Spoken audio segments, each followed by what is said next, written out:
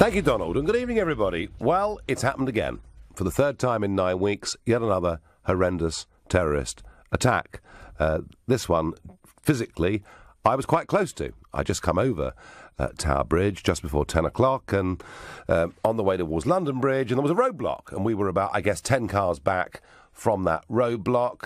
Didn't think much of it. Suddenly heard helicopters in the air and thought, perhaps something awful has happened. And it was pretty awful, wasn't it? I suppose the only good thing we got from all of it was that within 8 minutes of the assault on those innocent people crossing London Bridge, within 8 minutes, the police armed response unit, some from the Met and some, I believe, from the City of London Police as well, had arrived on the scene and had shot dead those three men who were attempting and were actually succeeding in physically butchering people who were having a night out in London's Borough Market. So that's the good thing that came out of it, was that we saw that the police are very, very, or in this case, were very effective indeed. And we can all be, I think, enormously proud of them. But of course there is, by the way, I'm trying tonight not really to talk about the general election. I'm trying to talk about how we deal with incidents like this and what our state of preparedness is. But of course, inevitably, it became a political football pretty quickly. Jeremy Corbyn coming under really quite persistent attack, particularly online, from the Conservatives about his shoot-to-kill stance, which, let's put it like this, when it was looked at a year ago, he was pretty reluctant about the concept of shoot-to-kill, although since then he's adopted a very much more robust position. Indeed, today he virtually hinted that Theresa May should actually resign because her record as Home Secretary was so bad. And Steve Hilton, who worked as one of David Cameron's special advisers, now lives in America, did actually say that he thought the Prime Minister should be resigning, not running for re-election. So criticisms going back and forth. Corbyn accused of being soft, May accusing of failing as Home Secretary. But the thing that really interested me was the press conference in Downing Street yesterday and further comments today about the number of authorised firearms officers. And Mrs May said, we're increasing their numbers. Well, let's just look at the facts. Over the course of the last year or so, there has been a slight increase in the number of authorised firearms officers in this country. But it is still a decline of about 700, we reckon here at LBC, since the general election, which took place all the way back in 2010. So what do we have? We have about 6,000 authorised firearms officers in this country, half of whom are in the capital city and the greater metropolitan area of London, the other 3,000 scattered out across the rest of the country. And I guess, whilst I say on the one hand, the only good thing that came from it was we dealt with it in 8 minutes, I just wonder, folks, what would happen if an attack like this, three men in a van, run down people, then get out with knives in this case, or God forbid, even guns, and set about a killing spree. I wonder if this happened on a small, remote, coastal town. I wonder whether that town would have an armed response unit. Now, clearly, we can't ask the police that question because they can't tell us everything they know. But if you think about it, if there are only 3,000 authorised firearms officers outside of London across the country, there must be many, many places where people gather in reasonably significant numbers, where it would take a very long time indeed for an armed response unit to get there. And I am asking you the question tonight. I want to know what you think. Is it time we armed every single police officer in this country? If you think, yes, we simply have to do this, then call 0345 6060 973. If you're worried about accidents happening, then you can text me on 84850, and you can tweet me on @LBC, not forgetting the hashtag Farage and LBC, and as ever, you can watch us on LBC's Facebook page. And I'm going to go, because let's find out a little bit more about who these attackers were, because this is interesting and it's relevant. And I'm going to go to Vincent McAvenny, LBC's senior reporter. Vincent, good evening. Good evening. Well, we've had these names released in the past half an hour. One of them is Curran Butt. He is 27 years old, from Barking, East London. We're told he was known to police and MI5, but there was no intelligence to suggest he was likely to carry out an attack. The other attacker has been named by Scotland Yard as Rashid Redouan, 30, from Barking, again in East London. The pair and one other man were shot dead by police 8 minutes after the start of their attack. Police fired some 50 rounds in order to stop them. And the other person involved in this attack, who sprung from the van with them, has not yet been named. OK, Vincent, and I understand that in the case of Butt, he'd actually appeared in a television documentary called The Jihadis Next Door. That's right. There are reports that he is featured in this documentary, which aired on Channel 4 last year. He was seen brandishing a so-called Islamic State flag in a London park and praying to it in that documentary. But no word yet on the third person, whether or not he featured in that documentary at all, as he has not yet been named. OK, Vincent, thank you very much indeed.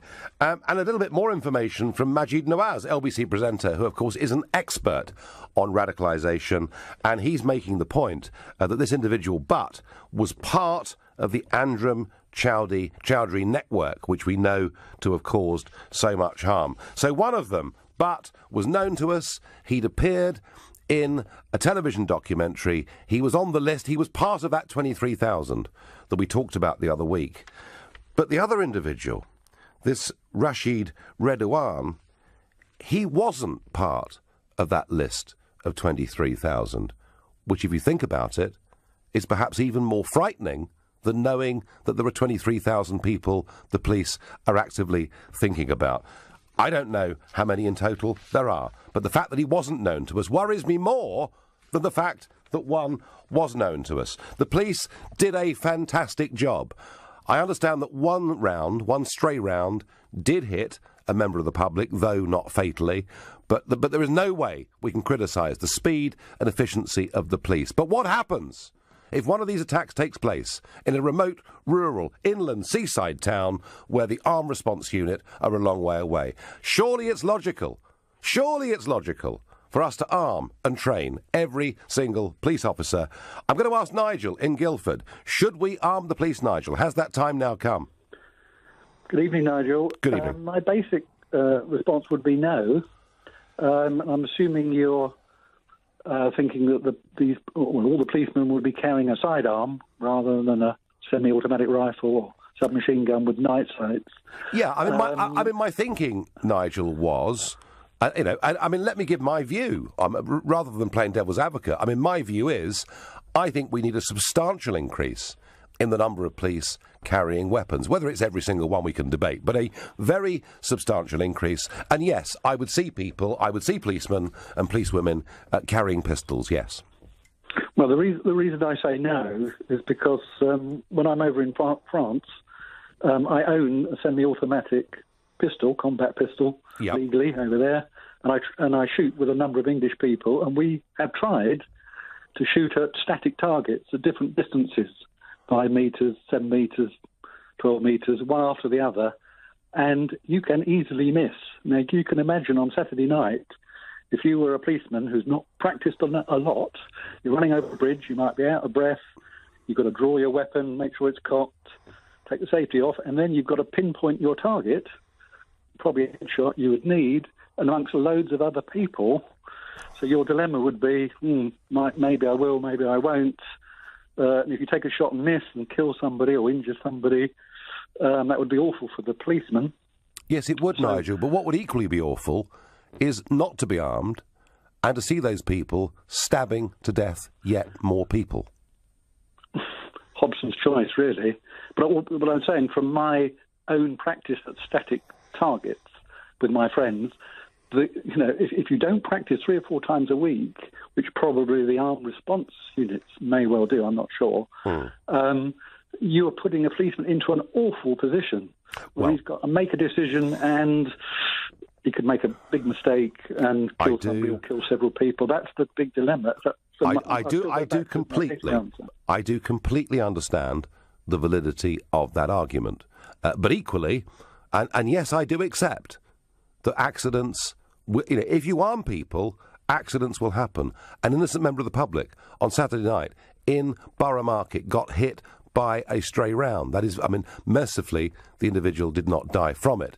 But yes, I do accept the risk, but I feel that risk is lower than the risk of being unarmed if something awful happens where you're a long, long way away from the current armed response teams. And Nigel, let me just tell you something. I, myself, when I was in America, I went to visit a police academy in a state in America where they train the police, where they test the police, and where they regularly update the police to make sure they are of sufficient standard. And like you, I fired those pistols at static targets, and it's a lot harder than I thought it was going to be. So I do accept your point, but surely, Nigel, if we did have the right level of training, if we did make sure people kept up to date with their practice, surely there's an argument for enlarging the number of armed police in Britain from 6,000 people. If you could do that, then fine. But I should think technically it would be difficult. And then you've got to take those policemen off the beat, haven't you, so to speak? Yes. Do the training, and they've got to be doing it all the time. You can't do a couple of weeks and then, I'll go down a month's time. You've got to be doing it all the time. Nigel, I don't think would be practically possible. Nigel, you make the point very well. Nigel making the point that, guns are dangerous, things can go wrong.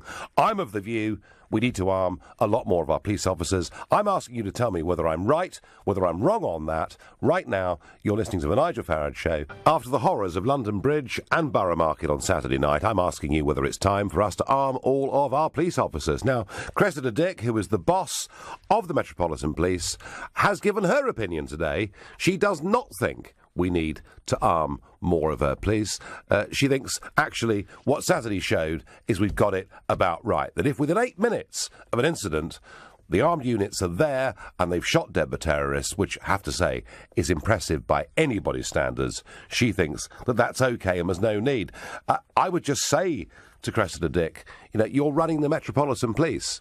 You're not running, a sparsely populated county made up of small market or seaside towns. And that's why I think we need to arm a lot more of our police. On Twitter, Libby says, absolutely, the 8-minute response only works in London. Jessie says, police must be adequately armed in order to protect the public. I get... on Twitter, I live in a small town. It would take 1 to 2 hours for the armed police to get down there as they close the local police station. Whether that's right or wrong, I don't know, but I certainly think it would take quite a long time to get to many small towns in this country. Jane says to me by text, no, not all police to be armed, more tasers required. Well, OK, that's perhaps a compromise position. Kathy Wiltshire says, all police should be armed for their own safety. We need to toughen up. What use is a plastic baton going to do against a knife-wielding lunatic? Well, Kath, you do make a very good point. And let's just remember, shall we, that PC Keith Palmer, who was in his police uniform outside the Houses of Parliament, was unarmed and he was stabbed to death. Perhaps if he and his colleagues had been armed, he wouldn't have been stabbed to death. And also remember that on London Bridge on Saturday night, there was one out-of-uniform policeman that tried to intervene, but there was an in-uniform policeman that took on a knife-wielding lunatic, and he was carrying only a baton. Imagine if he'd been properly trained and he was carrying a small pistol, he could have dispatched with one or maybe more of them there and then before they'd even got into Borough Market. And I know that Nigel from Guildford, who himself shoots pistols in France, made the point that it's a tough discipline and you need to practice a lot. But I think, actually, my own view, it's worth the investment. Tell me I'm right. Tell me I'm wrong. Daniel in Hendon, what do you think? Good evening, Mr. Farage. Good evening. Yes, I agree with yourself, and I also agree with your previous caller, Nigel. Yes. We need to arm far more of our police.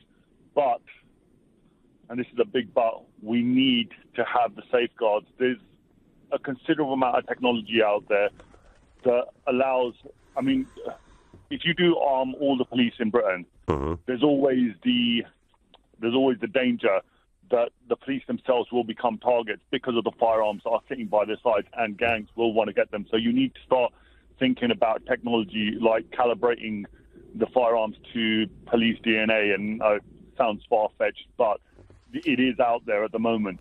So are you saying, Daniel, are you saying that if the police are known to carry weapons, you effectively up the ante? Perhaps even house burglars might start carrying weapons. You're going to get to the point where if you bring a knife, they're going to bring a gun. If they bring a gun, they're going to bring something else. It's going to get that escalation. What we don't want is the same thing that happens in America, where the police become gun happy or gun ho, so to speak. Yeah. What we need to do is we need to put in the safeguards. If we're going to arm more of our police officers, which I completely agree with, you need to put in far more safeguards. And on top of that, you also need to have a very, very long review of the firearms laws in this country, especially when it comes to training with handheld firearms. You can train with assault rifles. You simply can't train with handheld firearms at the moment. And that's because we banned handguns after Dunblane, isn't it? Yes, accepted, but it needs to. There are many responsible, like your previous caller said. Yeah, to go all the way to France. Now, we need to get to the point where, obviously in the security industries as well, you've got people that would like to do this kind of training, would be an asset as well. What I'm trying to say is that if there was more facilities for police officers and... No, Daniel, of course, they've got to have that. I mean, I wonder, is there a compromise? I had a previous text. Here's another one. Saeed says, I'd agree to rubber bullets and tasers for all police alongside the current... I mean, would that make sense to you, Daniel? Absolutely. The thing is, you've got to think about the... basically the environment. You've got to think about the non-lethal techniques as well.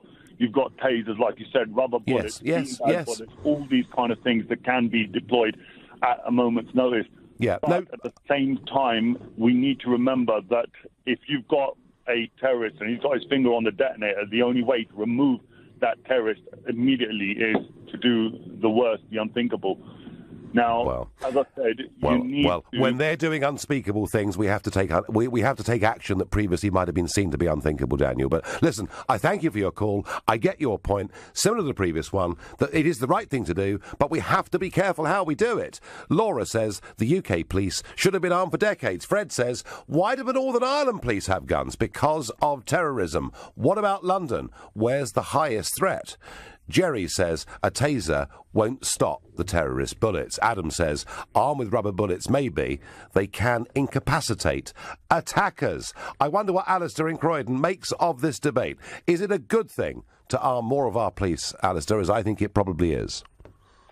I think it is. I'm a bit worried about the prospect of having all our police armed. I think it would be a good idea to have more specialist armed response units nationwide.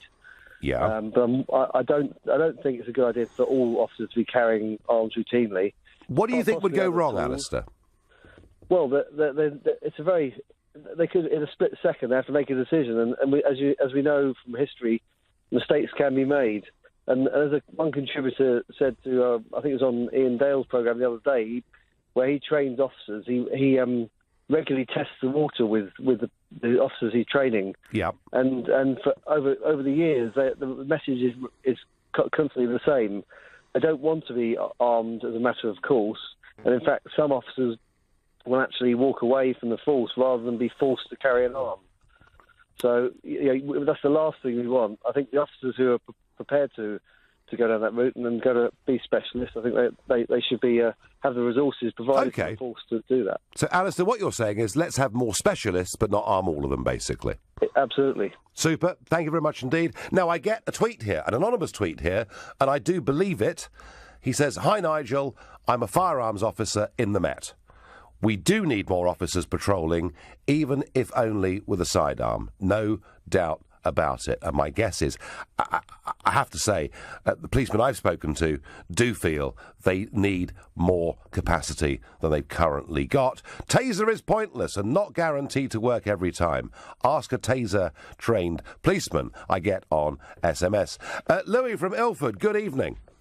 Hi, good evening, Nigel. Yeah, having listened to the two previous callers, I think, I agree with them. We do need more officers armed, but we certainly don't need, or we shouldn't want, officers, every single officer armed throughout the country. I think that would be far too expensive on the taxpayer. And also, I served with Lincolnshire Police for 3 years. OK. When I was 19 to 22. Only 3 years, not a great deal of experience, but enough to know how operationally the policing in the UK works, also particularly in Lincolnshire. And I know that armed response numbers in Lincolnshire have been cut by a third over the last 3 years in Lincolnshire, Leicestershire and Nottinghamshire combined. So Louis, without giving away any trade secrets, let's think about Lincolnshire. Let's say Skegness, right? Skeggy. It's on the coast. It's got a population of 20,000 people. Let's say, God forbid, something awful happened in Skegness. How quickly, in your opinion, could an armed response unit get there? OK, good question. The answer would probably be about 20 minutes. There is an armed response unit attached to Skegness. There's also one at Lincoln, Boston. They've removed the one from Grantham now. So essentially, probably 20 minutes, because they're county-wide now, and they also cover Nottinghamshire and Leicestershire. So Nottinghamshire, Leicestershire and Lincolnshire Police. Policing now. So essentially 20 minutes, 25 minutes, which is, in any event, too long, whichever way you look at it, isn't it? Yeah, so I'm being asked a question here, and you're going to answer it for me. I'm being asked a question here by text, which says, what would happen if there were 3 attacks happening simultaneously over a 100-mile radius? The policing now throughout the UK is cross-border, i.e. counties, Lincolnshire, Leicestershire, Nottinghamshire. They're the 3 that I'm most familiar with. We'd be screwed, essentially. Quite honestly, we'd be screwed. So would it make sense, then? Would it make sense for some or all of the active police officers in Skegness to carry a weapon of some kind? I think it would make sense for there to be more armed officers county-wide. Yeah. I wouldn't say necessarily Skegness, but if we were to have Mablethorpe, Skegness, and if the terrorists just really push the boundaries in those areas, maybe Cleethorpes, we would be absolutely screwed. Even if there was to be one in Lincoln, one in Newark, for example, which is in Nottinghamshire, we would be screwed. There wouldn't be enough armed officers, and there wouldn't be enough officers, quite honestly. I mean, Stamford, Bourne, Deeping, there are normally only 8 officers on throughout a shift. And that's to cover, I think, a 200-square-mile radius. So really not enough officers. And that's the same throughout the country, too. And would you also... I mean, how would you also respond to the argument that there are 20,000 fewer police officers than there were 7 years ago? Is that part of the problem, too? Yeah, well, absolutely, without a doubt. Yeah, as I say, there's 8 officers covering 200 square miles in Lincolnshire. Yeah. Absolutely unacceptable in its entirety. And this is what it's like throughout the country. Yeah. So, I mean, we really are in big trouble here. If there is to be a terrorist attack, we really are screwed, like I've said. You have brought some really important information to this debate, Liz. I thank you very, very much for that phone call. I can't say I'm very cheered up by it, but I thank you for it. You're listening to The Nigel Farage Show. With only 6,000 authorised firearms officers in this country, is it time to arm our police forces? That's the question I'm asking you. I am very much in favour of a big extension in the numbers. And so far, most of you are too. But if you think this is completely wrong, if you think by doing that we would up the stakes and actually make all levels of crime potentially worse and more violent, then let me know. Another subject that has interested me for some years has been the sources of funding for extremist views and extremist preachers in some of the mosques in this country. I have been openly critical of Saudi Arabia now for some considerable time. Interestingly, under David Cameron, there was a commission set up to establish where the funding was coming from for many of the extremist groups in this country. And now we're told, a suggestion comes to us through the Independent newspaper, that the results of this Home Office inquiry now may not be published because it would be too embarrassing to realise just how much money had come into Britain from Saudi Arabia or perhaps even from Qatar. And Jeremy Corbyn and Tim Farron have challenged Theresa May over this. So I am going to agree with Jeremy Corbyn and with Tim Farron. I think this report should be published. Oh, yes, I know We sell aerospace things to Saudi Arabia. It's good for our exports. But you know what? Money, earning income from Saudi Arabia matters to me far less than actually extremists being radicalised in this country. If I'm right in saying that. Whether I'm right or wrong, surely this Home Office report, which has been over 2 years in its gestation, should be up for public view. Any thoughts on that? Let me know, please. Gareth says on Facebook, all police should carry a pistol at the minimum, plus a taser.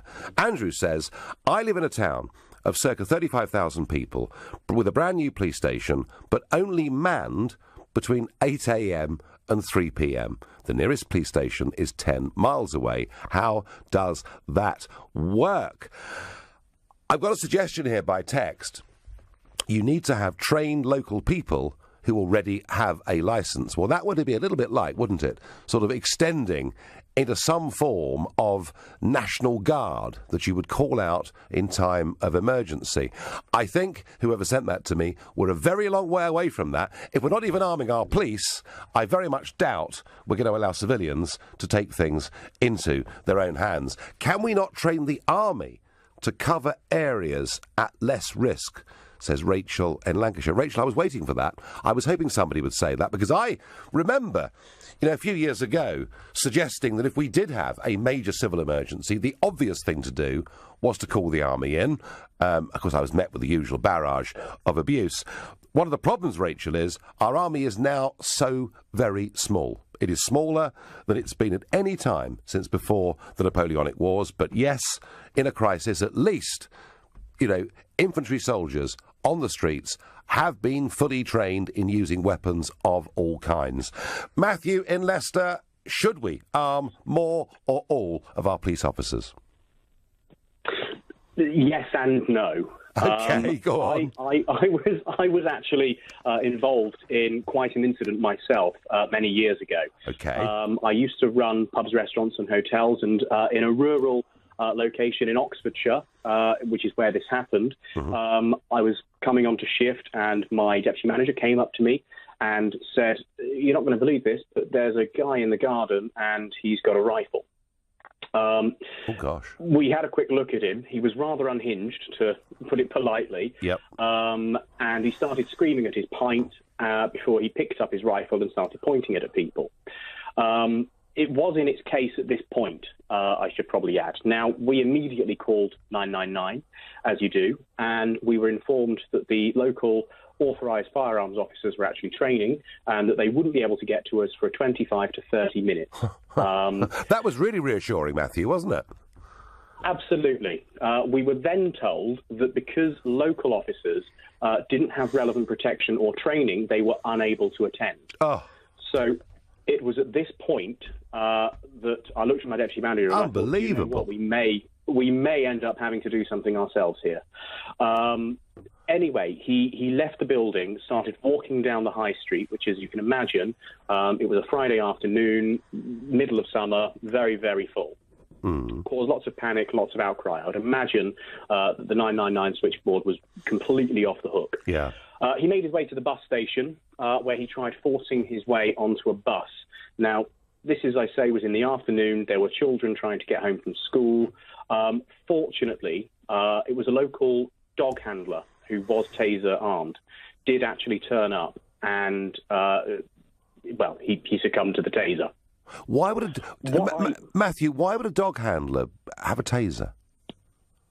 I believe a lot of dog handlers, I could be wrong with this, so please don't quote me, but I believe a lot of dog handlers, particularly within the Thames Valley Force area, are now routinely armed with taser. OK, fine. Matthew, one other little question to this extraordinary story. You said there was a moment when you thought we might have to take this into our own hands. What did you mean by that? Yes. If it looked like he was going to get a bit aggressive, I genuinely thought that two of us would probably outnumber the one person and we would have to overpower him. My deputy manager was a former rugby player and he was a prop, so he's a big boy. And we genuinely thought we may have to wrestle him and try and disarm him. Wow. Not the kind of situation you want to find yourself in, but no. I'm sure you can imagine when push comes to shove and you've got families in your restaurant, you then have to think to yourself, you may need to do something. But Matthew, when you've got a situation like that, and you call the local police, and they're not allowed to attend because they haven't been trained and they're not armed, isn't that simply ludicrous?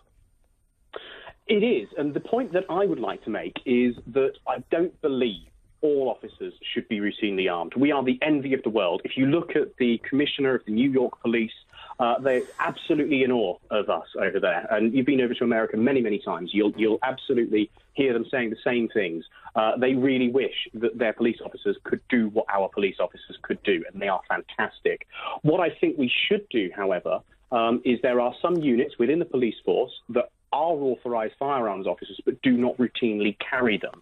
Now, there are a lot of local stations that are not necessarily open to the general public throughout the day or for whatever, but we could turn them into localised hubs. And so within local beat officers, officers within a local area, they could become authorised firearms officers when needed. So if a situation like this arose, that particular officer that could not attend would be able to go to the station, grab his firearm, don what he needs to do, and then attend the situation, cutting the response time down from 25 to 30 minutes to potentially 10, 15, dependent on where he is. That can make all of the difference. And I believe that just the sheer knowledge that there are officers in your area that have the ability to do this would maintain our own forces being able to keep the morals and the standards that they currently employ, but have the safety and the security of the general public. Now, it's a fascinating phone call, Matthew, and you've been through a bit of this, and clearly the response was wholly inadequate, but Matthew offering a compromise so that police officers in rural Oxfordshire would not need to carry firearms but could access them, or others could access them very quickly. Matthew, thank you for that fascinating phone call. Jock says to me on Twitter, maybe we can all have guns, Nigel. That would be even safer, wouldn't it? Do you know, I have to say, Jock, I look at the gun crime statistics in America, where in many states there is free open carry of guns, and the evidence is that the more people carry guns, the more likely they are actually to use them. So I'm not quite sure I buy into that. I get one here. My concern is that the police can't cover all major landmarks and that the terrorists will just then go to the unguarded landmarks. That's the point I am making. Another one, I suggest a fully trained elite squad who are based all over the UK. Well, yeah, that would be an extension of what we already have. And I'm going to go to Facebook messages. Caroline says, good idea to have local people trained in firearms, just as we trained first aid responders in local areas. Well, Caroline, kind of backing this idea of getting civilians involved in what would be a disaster situation. I don't think the country's quite ready for that. After all, we haven't even accepted the point of arming police officers, let alone getting civilians involved. However good idea it may or may not be, Caroline. Our response unit did an amazing job on Saturday night, and within 8 minutes of the terrorist attack starting, they'd shot 3 of them dead inside Borough Market, and we're all very, very proud of the incredible professional job they did in tough circumstances. But my worry is, what if something like this happens in a rather more scattered, rural or coastal part of the country, where response times, and we have had former police officers on, reassuring us that in most of the country, within 20 to 25 minutes, an armed response force of some kind could be there. I worry how much damage could be done in that time, and I'm asking you, should we arm every single police officer in this country? I'm going to go to Mike in Harwich in Essex. Mike, good evening. Good evening, Nigel. How are you? I'm very well. Good. I'm ex-Met. Yep. Retired several years now. Okay. Going back to the mid-'80s when I joined, we had AFOs based at every borough. And what used to happen, if there was an incident, they had to return to the station. A superintendent would authorise them to issue firearms, which was based in the station office, along with ammunition. Then they would go and deal with whatever it was. Obviously, that's still going to take time, but I think an AFO should be on every shift. Tell us, Mike, you know, you're an ex-policeman. Explain to the public AFO. Authorised Firearms Officer. Thank you. And were you one of those? No. I never carried a firearm in the police.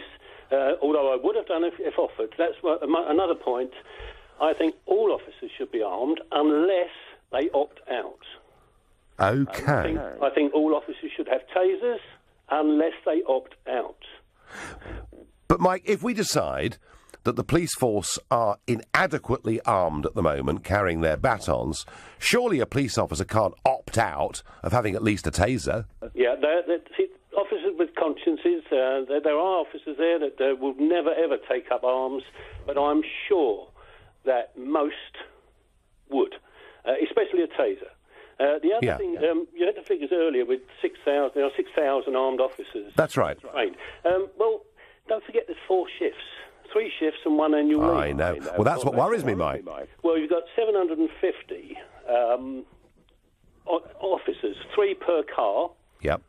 ARVs do have 3 in a car. So when you think, OK, London is fairly well covered, but you go to somewhere like, I don't know, Colchester, Harlow, any largest town, where's the cover for those? You've got 750 officers in 250 cars that are perhaps not annual leave or they're refs or whatever. We are so understaffed, and I really dread somewhere like, I don't know, Clacton's 45,000 people in there, 45 to 50,000. The nearest large firearms police station, I believe, is Colchester, 18 miles away. I mean, on what is what is actually a very slow road. I know that with sirens and everything you can move people away, but you're right. It would take a long time, wouldn't it? So that's what the main point. They really, really must. Also, what I did get when I was in the IPCC, they jump from great height on anyone that actually fires a gun. They are guilty until proven innocent. You wouldn't believe the pressure these lads and lasses are under. Enormous pressure. And I know lots and lots of firearms officers that have given their ticket in. There's too much hassle because it takes 18 months to 2 years to clear, or then they go and grip the rail, or whatever. It is a scandal that the IPCC, I know we've got to be seen to be legal, but the pressure these people are under is enormous. It's very difficult. So, Mike, is the answer we should start training thousands of our police officers right now? Absolutely. Thank you very much. Thank you very much. Mike from Harwich, experienced, understands how it used to work, worried we are simply under-resourced in terms of armed firearms officers. AFOs, in his ex-Met speak. Nia in Chelsea, should we arm more of all of our police officers? Hello, Nigel. Yes, I agree that we should do that. But is it going to really stop these attacks? Is my question. Is it going to stop these attacks if we're going to arm more police officers? It may not, no, it may not stop the attacks, but it may reduce the risk of one of those attacks turning into something on a mass casualty scale. And by the way, I'm not playing down the fact that I think there are 6, maybe now 7 dead from the attack on London Bridge and Borough Market. There are 6 people missing, as I understand it, and 18 in a critical condition. So I'm not playing down near in any way what happened in London Bridge. But what I would say is if those 3 guys had not been taken out, I wonder what the casualty figure would have been. That's for sure. I'm not saying that we shouldn't arm police officers. What I'm trying to say is the problem is somewhere else. That these attacks going to happen. Yes. And they're not going to stop because the ideology and because Muslims are united. I'm an ex-Muslim. My parents are Muslim. I'm from Middle East. I went to Islamic school. I know what's happening in their mind. I know what they want to destroy. They want to destroy Europe. They want to destroy Western societies. And the politicians are ignoring the facts, and they're ignoring ex-Muslims. They're ignoring us. They don't, basically, whatever Theresa May or all other politicians are saying, they don't make sense at all because the problem is somewhere else. The problem is they need to shut down all the mosques, all the Islamic schools, Well, Nia... All the Sharia... I'm an ex-Muslim. I know what's happening. Nia, I will at some point in the next few days have a whole programme about dealing with the causes, dealing with the roots of the problem, because I do feel, actually, a lot of what's been said over the weekend is somewhat inadequate in that regard. But right now, tonight, what I'm talking about is, a serious crisis blows up. How do you deal with it? So, Nia, my answer to you is, it won't stop all of the attacks, but it will prevent, hopefully, any single one of them becoming an event on a mass Paris scale. Thank you. Ivan says on Facebook, terrorists are happy to die, so police with guns won't deter them. No, Ivan, I agree, but it might stop them in their tracks quickly before they can do maximum damage. John says the time is coming when the public will arm themselves unless we see big changes in addressing this crisis. Well, John, it's not actually that easy, I don't think, to get firearms in this country, or at least handguns in this country. Possible, but not easy. Spross says, why don't we have the military on our streets? Everyone seems scared of this, but we had them for the Olympics. And my last call of the evening is going to be Julie in Ashford. Julie, good evening. Hi, Nigel. I know I've got to be quick. Yeah. Okay, thank you. So I was in London on Friday. I felt very uneasy up there because I can see that there is no police presence around the stations. But anyway, forgetting that, I live in Ashford. Yep. And I have looked into this, and basically our closest response team, armed response team, is in Maidstone, which is a 20-minute journey, which you can see the damage that somebody let loose in the way they were on Saturday could do so much damage. I mean, also, I would like to say that I'm so sorry for everybody. I'd like to just get absolutely. that. Yeah. But we are so open, and I think we need pockets of police officers dotted around, maybe a team of 4 that are trained in response to be able to act so quickly. Well, Julie, your story absolutely backs up what Louis said earlier. Do you remember Louis was on earlier, former police officer from Lincolnshire, and he said across most of the country the response time would be 20 to 25 minutes. So, Julie, you're absolutely in that bracket. So, would you like to see these response teams, what sort of more of them scattered across the whole of Kent, basically? Yeah, I think it's going to be very difficult to arm everybody because they need the training. So I think you need to select a few people from each team and put them in a correct position, arm them, and then spread it out. But get that going straight away to start with. Get it going immediately. Yep. So you've got people in these positions where they can attend within the 8 minutes. Yeah. Get there, all right, 8 minutes is still too long. But you can't arm everybody straight away because they need the training. No. Get little forces in place, get them going. No. Four armed police, I think, could come and they could, shorten that time. No, Julie, I thank you very much indeed for your call. Typical, I think, of the way many people feel around this country. My final thought is, I think almost all of you thought the police should at least have tasers. If nothing else, every police, man and woman, should carry a taser.